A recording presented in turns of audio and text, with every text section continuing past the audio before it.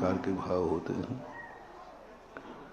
कसाय भाव, बैर भाव व्यक्ति स्वयं करता है, उसके बाद फिर कर्म का उदय आता है।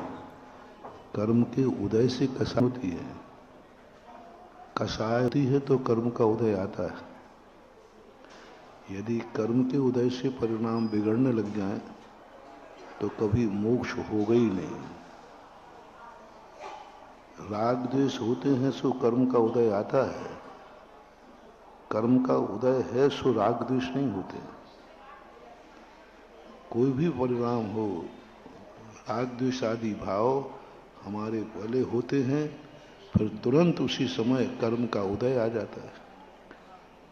कर्म के उदय जो हैं ये ज्यादा हमारे लिए प्रेरक नहीं होते।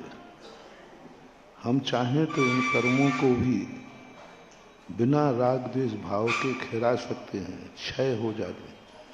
कितने महापुरुष होते हैं जिनके अशुभ कर्म के उदय आते हैं लेकिन उनको आर्त ध्यान नहीं होता, उनको पीड़ा नहीं होती।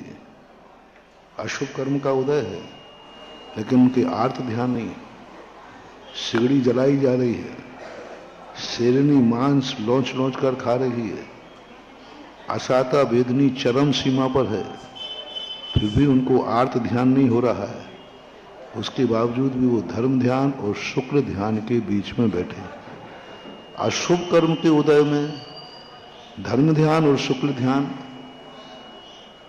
ये क्या बताता है कि कर्म अपने आप में कुछ भी नहीं कर सकता। इतने अशुभ कर्म के उदय में भी वो धर्म ध्यान कर रहे हैं, आर्त ध्यान नहीं।